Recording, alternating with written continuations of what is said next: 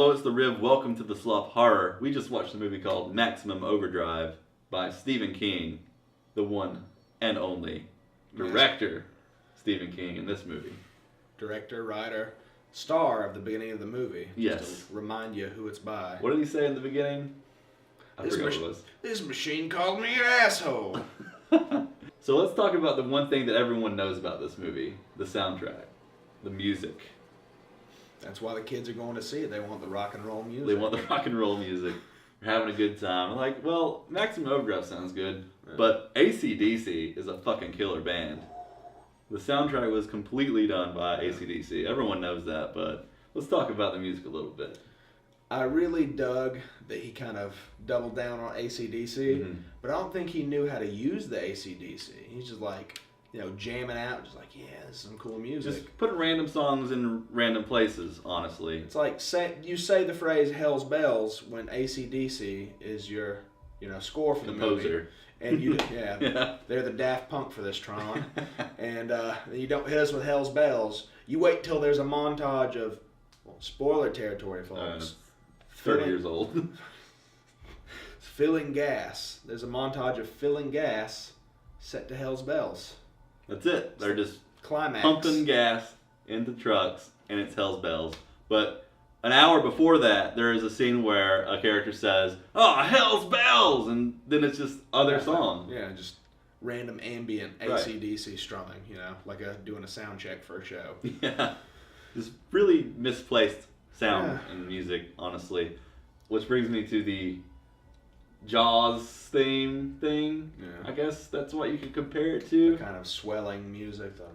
Whenever something bad would happen, it would have the sound effect like da da da da. Mm-hmm. Or I'll just put it right there. Yeah. There it is. You can hear it.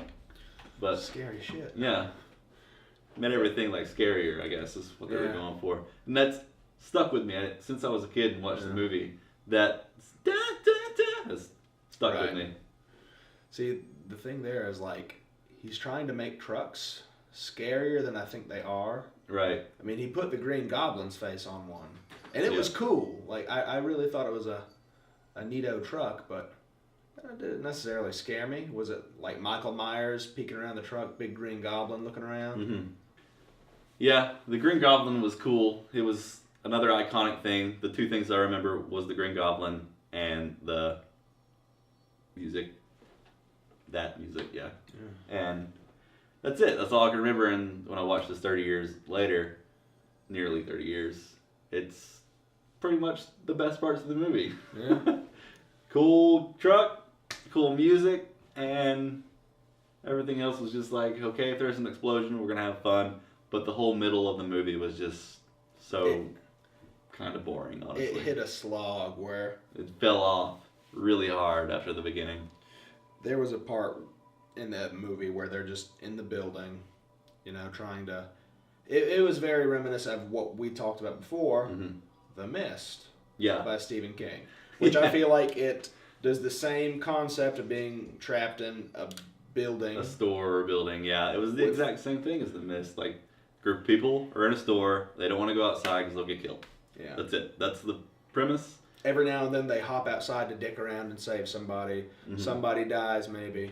Right. But I think The Mist is more successful because it's not monster trucks. It's not big rigs coming after you. Or Tremors, which was the exact same plot. With sand graboids. Snakes. Yeah, graboids and sand snakes and Kevin Bacon. Let's talk about the arcade scene. The arcade castle, what was it? Rock? No. Wouldn't that be a wild ass spoiler going back like, whoa, Castle Rock? No, it was called Star Castle. I was gonna say Castillo de Cool. It's called Star Castle, and a person goes and looks into the machine and it gets hypnotized or was in a trance, I guess. Driven wild by those crazy shapes on the screen. Colors and lights just going crazy. Beat bop, triangle, star, and square. This scene was notable because the mechanics and the rules of this movie just are literally thrown in there without any regard of it making sense, which is totally fine. I love it.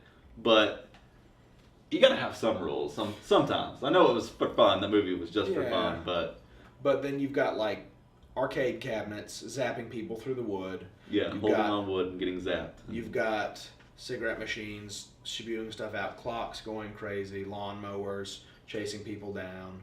But gas pumps cannot fuel their robot overlords, nor do you see any cars in the movie. Maybe because cars aren't scary, or what you had inferred from it is... I believe that the reason we didn't see cars in action in this movie, we only see trucks, if you've noticed.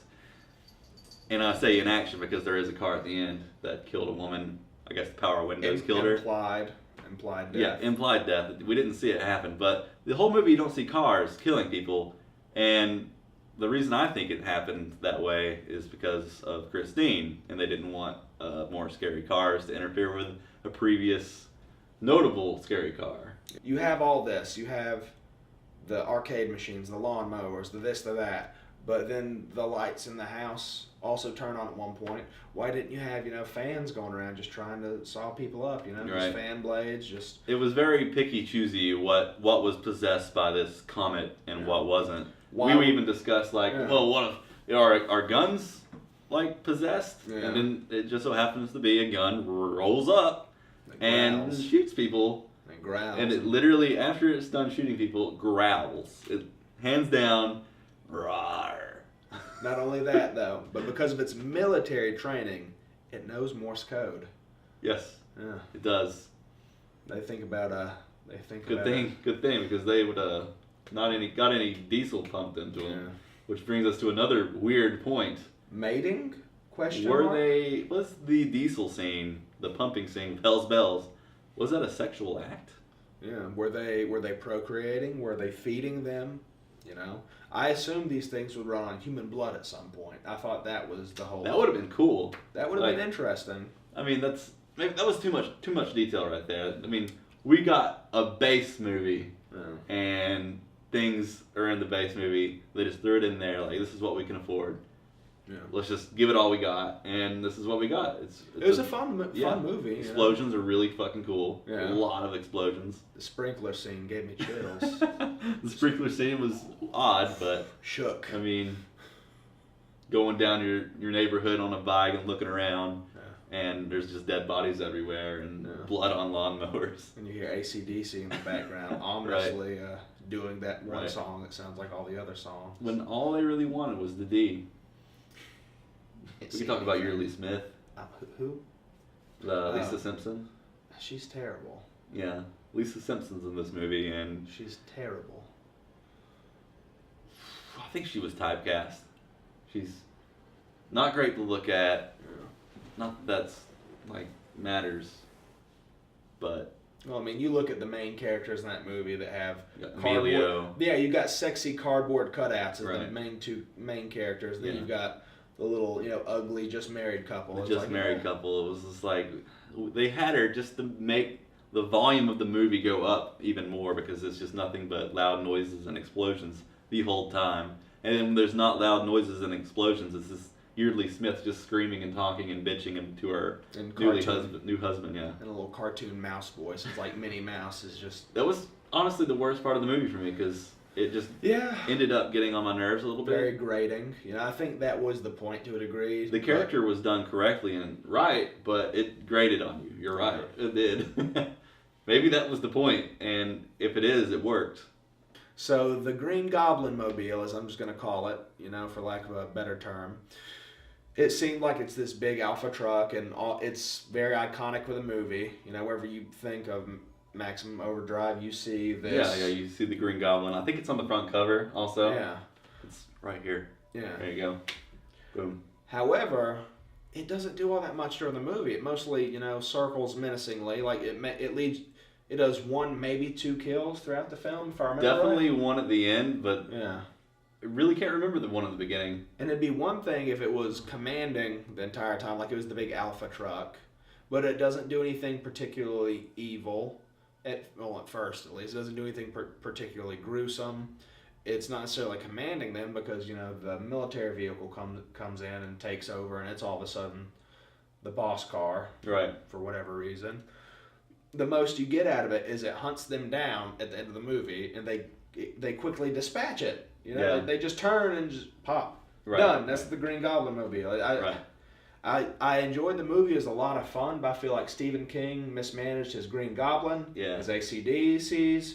He needs to put a little work changing on it. Yeah. So the music was good. The bad guy, the antagonist, was all the electronics, which is a good idea. So I think that's pretty cool. It was mismanaged, so get that a lower score. Yeah. Wasn't creepy. It was more of a fun horror movie. Yeah. In my opinion. Oh yeah, it's definitely meant to be more. Yeah. More so, lighthearted. Not creepy or scary or anything. Yeah. Blood and gore for 1986 or 88, whenever it came out. It had a couple of cool scenes with blood and gore. The hit with the can. Oh man, the vending machine. We didn't talk about the vending machine. Let's talk about that, man. The vending machine was awesome. I didn't know it could be that dangerous. Yeah. Like, at first I was like, well, what is this machine gonna do? It hit him in the nuts. It's a side gag. Yeah. And it gets him in the gut, then it just pops a big sody pop in the cranium. Stephen King, I feel like this vending machine scene is definitely, you know, like how he was making clowns scary with it, how he was making toilets scary with Dreamcatcher. This is on that level of fear. You know, it's that primal horror that y'all think I'm gonna get a Coke. You put in $1, it spits the dollar out. You put the dollar back in, you get popped in the nuts. You think that's all? Get popped in the stomach. It executes you. I am never gonna get a drink again like that. No, I'm killing sugar altogether now. So I'm over it. You know, that's 5 out of 5 scare factor. Right. I'm sorry. Yeah. No, I mean, obesity in America these days. You're right. Like, who the fuck are you talking to? But yeah, blood and gore was good. We had like 3 scenes that were notable. Blood and gore. We got the soda machine, and then like 2 deaths by a truck. Splat. Blood goes everywhere. You can relax now. I'm not relaxed. And story, we already went over that. It was just this baseline story that they threw in what they could afford. Yeah. But I mean, was this a made-for-TV movie or was this a feature film? I don't know if it was a huge theater release, but it was a feature film more than a... It wasn't like It, where it was a TV movie. Yeah. Well, as far as I know. Back in the day. Yeah. It would have been better in theater, and Maximum Overdrive would have been better on TV. Yeah. Honestly. Looking back. Retrospect. Hey, this is The Slop. Thanks for getting on with us. Word up. Talk to your mother. Please tweet us to all your favorite relatives on Snapchat. Send us on the Facebook. Show us all your family. Let them know what we're about. Yeah. Like, comment, subscribe. Smash that like button. Tell us we don't know what we're talking about. Tell us your favorite part of the movie. What scared you the most? Was it the Green Goblin truck? Was it the vending machine? The lawnmower? ? Tell us in the comment section below. We want to hear it. Adios, motherfucker.